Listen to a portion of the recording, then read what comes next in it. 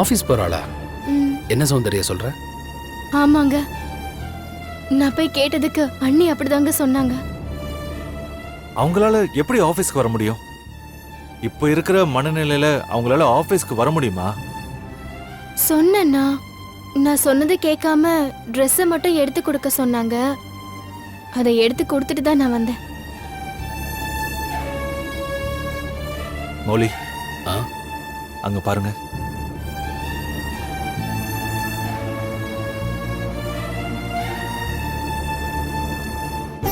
அண்ணி, எங்க நீ புறப்பட்டீங்க? ஆஃபீஸ்க்கு தான் புறப்பட்டுட்டு இருக்கேன். போலாம் சக்தி. இன்னும் கொஞ்ச நாள் கழிச்சு இந்த கவலை எல்லாம் மறையட்டுமே. அப்பவும் நான் தானே ஆஃபீஸ்க்கு போனோம். நம்மளோட சோகம் நமக்கு.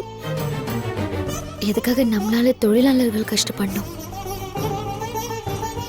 அவங்களுக்கு குடும்பம் குழந்தைங்கள்லாம் இருக்காங்க. வீட்டுக்குள்ளேயே உட்காந்து அழுதுட்டு இருக்கிறதுனால என்னென்ன கிடைக்க போகுது? சரி சக்தி, கம்பெனியில வேலை செய்யறவங்களுக்கு உதவி செய்ய கல்கி அனுப்பலாமே. இல்ல பாட்டி, நான் அங்க இருந்தாதான் சரியா இருக்கும். சைட்டுக்கு போறது மத்த வெளி விஷயங்கள் எல்லாம் கல்கி பார்த்துட்டு இருக்காரு. பிரேமும் நானும் மட்டும்தான் ஆபீஸ்ல இருப்போம். பிரேம் மாதிரி நானும் ஆபீஸ்ல எல்லாரும் கூட நல்லா பழகியிருக்கேன். அவங்களும் என் கூட பழகிருக்காங்க. அதனால அவங்களோட நான் இருந்தா அவங்களுக்கும் ஆறுதலா இருக்கும் பாட்டி. பிரேம்காக நாம மட்டும் இல்ல, அவங்களும் தானே வேதனை அனுபவிச்சுட்டு இருக்காங்க. ஒருத்தருக்கு ஒருத்தர் பேசிட்டு இருந்தா மனசுக்கு ஒரு ஆறுதல் கிடைக்கும். சரி, அப்படி உன் மனசுக்கு ஆறுதல் கிடைக்கும்னா கிளம்பு. சரி அண்ணா, நீங்களும் வாங்க. ஆ, சரிம்மா, வரேன். சௌந்தர்யா, சொல்லுங்க நீ. குழந்தைய பத்திரமா பாத்துக்கோ. நான் உன்கிட்ட ஏற்கனவே சொன்னதுதான், அவன் உன்னோட வளர்ப்புல தான் வளரணும். சரி பாட்டி, நான் ஆபீஸ்க்கு போயிட்டு வரேன். ம், சரிம்மா. போலாம்.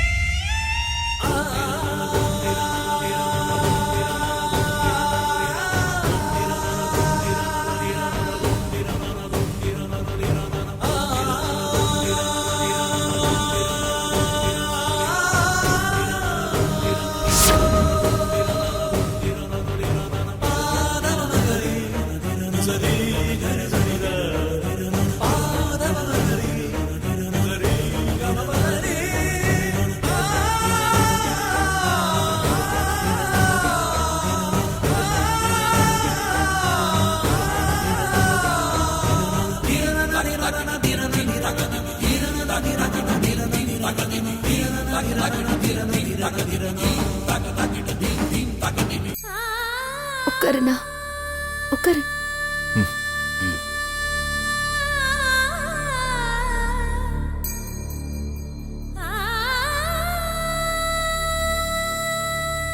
அதிர்ஷ்டங்கிறது என்னை பொறுத்த வரைக்கும் வெறும் வார்த்தையா தான் இருக்கு, இல்லையாண்ணா? அதே மாதிரிதான் என்னோட சந்தோஷமும் ரொம்ப நேரத்துக்கு நீடிக்கிறது இல்ல. சிரிச்சு முடிக்கிறதுக்குள்ள அழறதுக்கான வாய்ப்பு வெயிட் பண்ணிட்டு இருக்கு. எல்லா சொந்தங்களும் செய்யணும்னு நினைச்சேன். அதுக்கு அச்சாரமா முதல்ல சௌந்தர்யா வந்தா, அதுக்கப்புறம் நீ வந்த. அதை நினைச்சு நான் ரொம்ப சந்தோஷப்பட்டேன். ஆனா பிரேமோட இழப்ப பேலன்ஸ் பண்றதுக்காக தான் நீங்க வந்திருக்கீங்க போல இருக்கு.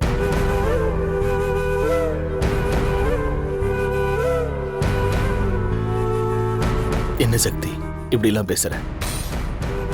யோசிச்சு பார்த்தா எல்லாம் சரியா தானே இருக்கு. கடைசி நேரத்துல உங்களை பத்தி ரொம்ப சந்தோஷப்பட்டாரு.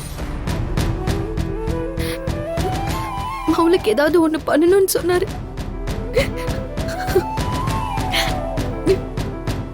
அப்பதான் இந்த கோயம்புத்தூர் ப்ராஜெக்ட் வந்தது. ஏற்கனவே கல்கிக்கு தரதா சொன்னாரு. கடைசியில அது உனக்குன்னு மாத்தினாரு. போகும்போது கூட ஒரு நல்ல காரியத்தை பண்ணிட்டு தானே போயிருக்காரு. எனக்கு ப்ராஜெக்டே வேணாம் சக்தி. கல்கிக்காக வேணா இருக்கட்டும். அவ இல்லாத இடத்துல என்னால இருக்க முடியாதுமா. அநியாயத்துக்கான இழப்பு அதுமா. கூடவே பழகி கூடவே இருந்தவன எழுந்துட்ட. என் கையால தூக்கிட்டு போகும்போது எப்படி இருந்தது தெரியுமாமா? அவனோட நானும் போயிருந்தா பரவாயில்லம்மா. மௌலி,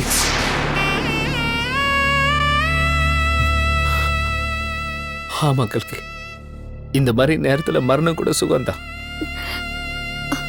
அப்படி ஒரு வாய்ப்பை கடவுள் கொடுக்கறது இல்லையா? இறந்தவங்களை நினைச்சு நம்ம அழணும், வேதனைப்படணும். நம்ம கண்ணுல கண்ணீர் இருக்கிற வரைக்கும் அது எல்லாத்தையுமே வெளியில கொட்டணும். சோ இது எல்லாத்தையும் அனுபவிக்கணும். கல்கி, அந்த ப்ராஜெக்ட நீ எடுத்துக்க. இல்ல மௌலி, வேண்டாம். அத நீங்க தான் பண்ணணும். அது என்னோட பிரேம் அண்ணாவோட ஆசை. அதை நிறைவேற்றியே ஆகணும். வேணும்னா நான் வந்து உங்களுக்கு சப்போர்ட்டா இருக்கேன். அண்ணி கூட இங்க வந்து கஷ்டப்பட வேண்டாம், வீட்லயே இருக்கட்டும். இல்ல கல்கி, அது என்னால முடியாது. ஏன்னா இது அவர் இருந்த இடம். அவருக்கு பதிலா நான் இருக்கேன். 4 செவத்துக்குள்ளேயே முடங்கி கடந்தா என்னோட தைரியம் எல்லாம் போயிடும்.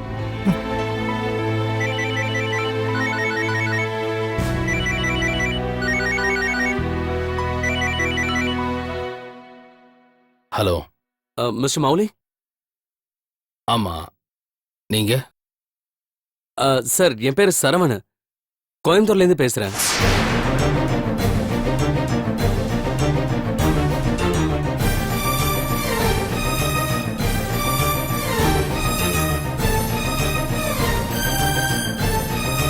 ஹலோ ஹலோ சொல்லுங்க. சார், நீங்க காப்பாத்தினது என்னோட உயிரைத்தான்.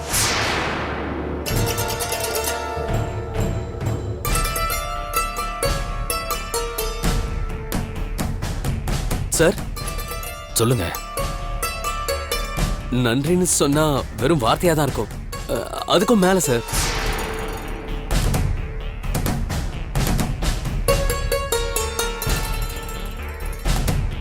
உங்களுக்கு நான் ரொம்ப கடமைப்பட்டிருக்கேன். என் பேரு சரவணன் சார். பிஇ எலக்ட்ரானிக்ஸ் முடிச்சுட்டு ஒரு சாஃப்ட்வேர் கம்பெனில ஒர்க் பண்ணிட்டு இருக்கேன் சார். என்னோட அம்மா தான் எனக்கு எல்லாமே சார். சார், இந்த உலகத்துல கடவுளுக்கு மேல ஒருத்தங்க இருக்காங்கன்னா அது என்னோட அம்மா தான். எனக்கு ஏதாவது ஒண்ணுனா அவங்க உயிரோட இருக்க மாட்டாங்க சார்.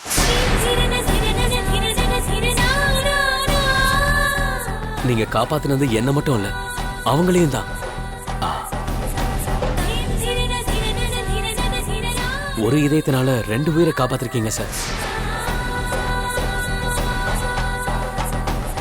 இந்த உதவிக்கு நான் என்ன கைமாறு பண்ண போறேன்னு எனக்கே தெரியல. எனக்கு உயிர் கொடுத்தவரோட பேரு பிரேம் தானே சார்?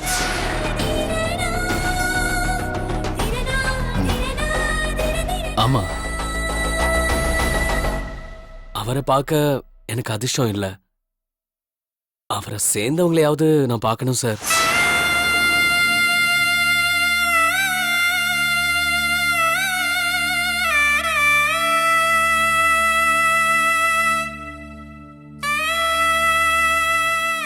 அந்த அதிர்ஷ்டமாவது எனக்கு கிடைக்கணும் சார்.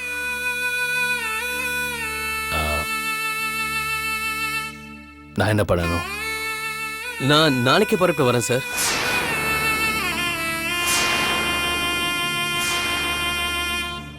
ஹாஸ்பிட்டல்ல உங்களோட அட்ரஸ்லாம் வாங்கிட்டேன் சார். நான் வந்து நேர்லயே சந்திக்கிறேன் சார்.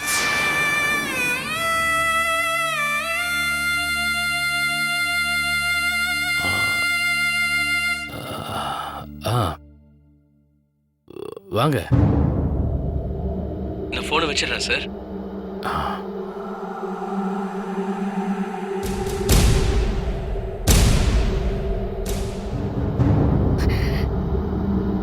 யாருன்னா போன்ல? அது என்னோட ஃப்ரெண்டு.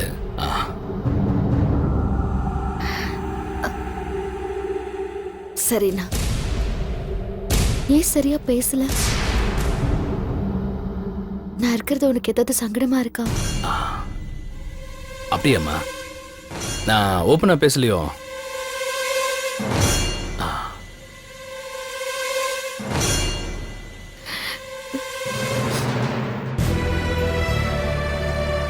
வணக்கம் மேடம்.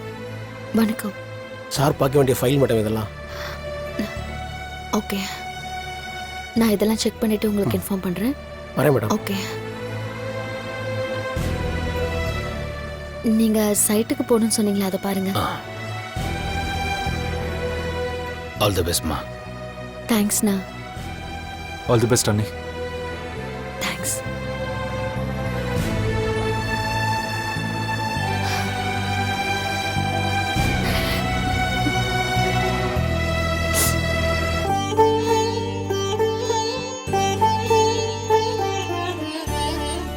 கண்ணை தூங்கிட்டானா சௌந்தர்யா?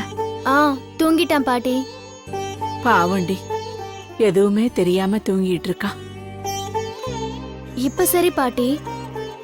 இன்னும் கொஞ்சம் வருஷம் கழிச்சு அவன் கேட்பான்ல பாட்டி? இல்ல, கேட்க மாட்டா. வளர வளர தானா புரிஞ்சுக்குவான். நல்ல வேளை கடவுள் சக்திக்கு ஒரு துணைய கொடுத்தா. இல்லைன்னா அவ தனி மரம் தானே. எந்த பிடிப்புமே இல்லாம இருந்தா வாழ்க்கையில வெறுப்பு தான் அதிகமாகும். அதனாலதான் நிறைய பேர் தவறான முடிவுக்கு போயிடுறாங்க. கஷ்டங்கள் இருக்கலாம், பிரச்சனைகள் இருக்கலாம், வெறுப்பும் விரக்தியும் இருக்கக்கூடாது.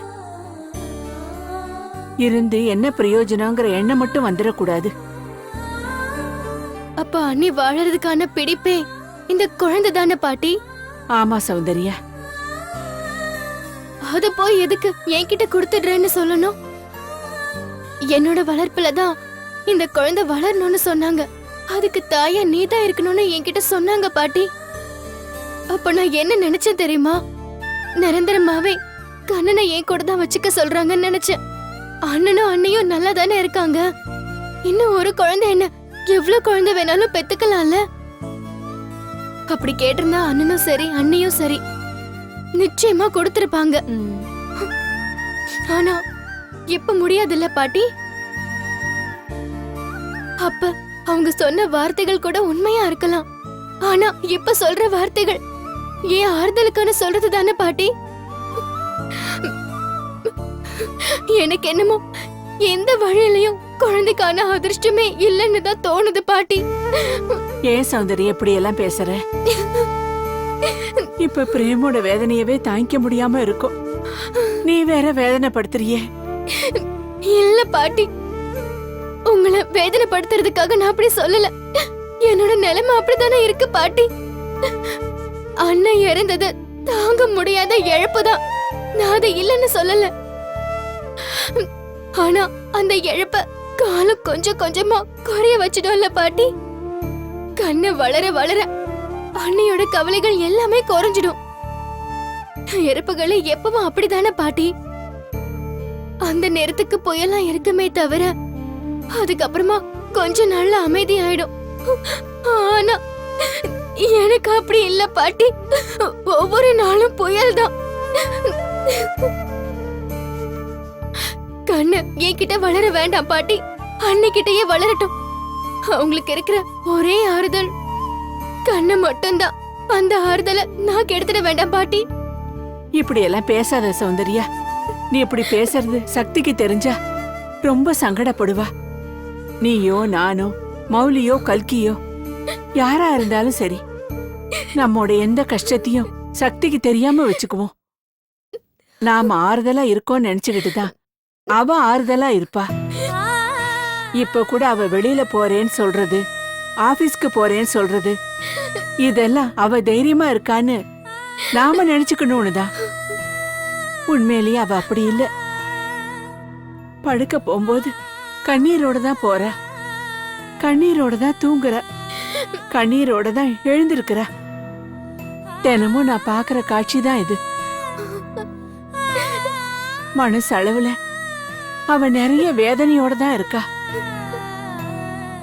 ஒருவேளை நீ எங்கேயோ இருந்து நாங்க எங்கேயோ இருந்தாதான் நீ வேதனைப்படுறதுல நியாயம்னு சொல்லலாம். ஆனா நம்ம வீட்டுல அப்படி இல்ல. எல்லாரும் ஒன்னா தானே இருக்கோம். நீ, நான், சக்தி, கல்கி, மௌலி, எல்லாரோட கண் பார்வையிலையும் கண்ணை வளரட்டுமே. அத பிரிச்சாதானே சங்கடம். சேர்ந்திருந்தா அந்த சங்கடம் வராது சௌந்தர்யா.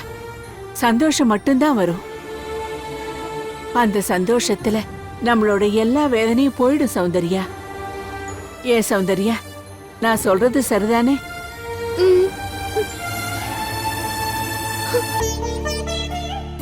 பாத்தியாடா பிரேம், உன்னால எல்லாரோட வாழ்க்கையும் கேள்விக்குறி ஆயிடுச்சு.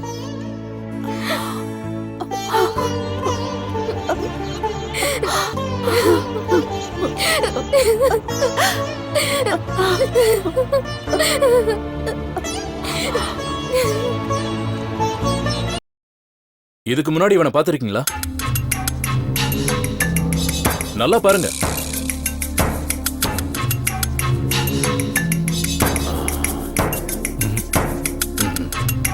இதுக்கு முன்னாடி இவரை நான் பார்த்ததே இல்லை. ஆமா சார். கார்ல ஃபாலோ பண்ணவங்கல்ல இவன் தான் தலைவனா செயல்பட்டிருக்கான். பிரேம் போன காரை ஓவர்டேக் பண்ணி அந்த காரை நிறுத்தி இருக்கான். கார்ல இருந்து பிரேமை இறக்கி பிரேமையும் லேண்ட் ஓனரையும் இழுத்துட்டு போகும்போது அந்த லேண்ட் ஓனர் தட்டி கேட்டிருக்காரு. அவர் அடிச்சு தள்ளி விட்டுட்டு அவர் செல்போனை புடுங்கி வச்சிருக்காங்க. அதுக்கப்புறமா தான் பிரேம் அடிக்க ஆரம்பிச்சிருக்காங்க. அந்த டிரைவரும் லேண்ட் ஓனரும் சொன்ன அடையாளங்களை வச்சுதான் இந்த படத்தை வரைஞ்சிருக்கும். கோயம்புத்தூர்ல இருக்கிற எல்லாரையும் விசாரிச்சாச்சு. இவன் அந்த ஊரே இல்ல. அதனால இங்க இருக்கிற லோக்கல் போலீஸ் ஸ்டேஷனுக்கும் இந்த படத்தை அனுப்பியிருக்கோம். இந்த கொலைக்கான மோட்டிவ் என்னன்னு தெரியல. உங்களுக்கு ஏதாவது ஐடியா இருக்கா? நல்லா யோசிச்சு பாருங்க. இப்பவோ இதுக்கு முன்னாடியோ எப்பவாவது உங்களுக்கோ பிரேமுக்கோ ஏதாவது மிரட்டல் வந்துச்சா? இல்ல சார்.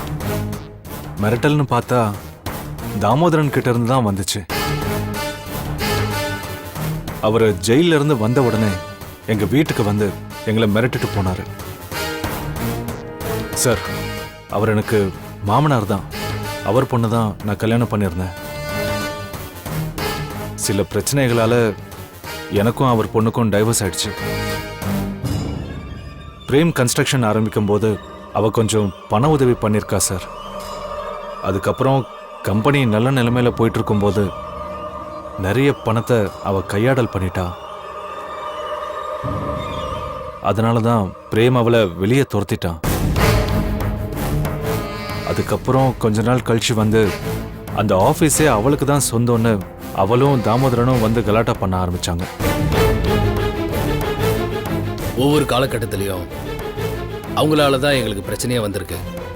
கொலையை பற்றி கவலைப்படக்கூடிய அளவுக்கு அந்த ஆள் இல்லை சார். அதே மாதிரி திட்டம் போட்டு காரியத்தை பண்ணுறதுலையும் அவரை மிஞ்ச ஆளே இல்லை சார். எங்க வீட்டில் இருக்கிற எல்லாரையும் விட தாமோதரன் பிரேம் மேலதான் அதிகமா வஞ்சம் வச்சிருந்தாரு. அவரால் பிரேமும் ஜெயிலுக்கு போனா, என் அண்ணியும் ஜெயிலுக்கு போனாங்க. சார், தாமோதரனை பிடிச்சிங்கன்னா நிச்சயமா இந்த கொலைக்கான காரணத்தை கண்டுபிடிச்சிடலாம். இந்த ஸ்டேஷன்லயே அவர் சம்பந்தப்பட்ட கேஸுகள் நிறைய இருக்கு. நீங்க அதை படிச்சீங்கனாலே அவரை பத்தி தெரிஞ்சுக்கலாம் சார். எங்களை பொறுத்த வரைக்கும் எதிரின்னு பார்த்தா அவர் ஒருத்தர் தான். நீங்க கோயம்புத்தூர் போற விஷயம் அவருக்கு முன்கூட்டியே தெரியுமா? தெரிஞ்சிருக்கலாம். அவர் தான் எங்க வீட்டை சுத்தி சுத்தி வந்துட்டு இருக்காரு. நான் கேட்கிறேன்னு தப்பா எடுத்துக்காதீங்க. தனிப்பட்ட முறையில பிரேமுக்கும் அவர் ஒய்ஃபுக்கும் மிஸ் அண்டர்ஸ்டாண்டிங் இருக்கா? இல்லை சார், அவங்கள பொறுத்த வரைக்கும் உடம்பு தான் வேற வேறையே தவிர அவங்க 2 பேரோட மனசும் ஒன்று தான் சார். ஆ, கோயம்புத்தூர்ல இந்த கேஸ் என்கிட்ட தான் வந்தது. அதுக்கப்புறம் நான் டிரான்ஸ்ஃபர் ஆகி இங்க வந்துட்டேன். இங்க வந்ததுக்கு அப்புறமும் நான் தான் விசாரிச்சுக்கிட்டு இருக்கேன். சரி, மேற்கொண்டு ஏதாவது தகவல் தெரிஞ்சா உங்களை நான் காண்டாக்ட் பண்றேன். சரிங்க சார். உங்களுக்கும் ஏதாவது தகவல் தெரிஞ்சா எனக்கு இன்ஃபார்ம் பண்ணுங்க.